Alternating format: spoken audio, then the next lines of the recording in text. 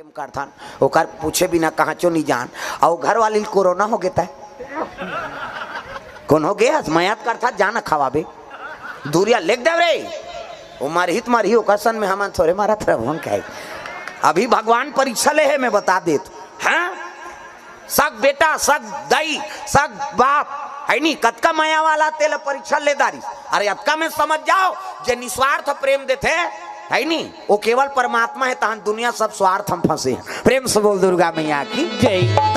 दुनिया माया के बाजार छुटी माया के संसार दुनिया माया के बाजार छुटी माया के संसार आना जाना लगे लगातार रे संगवारी रे काले हरि के गुणगान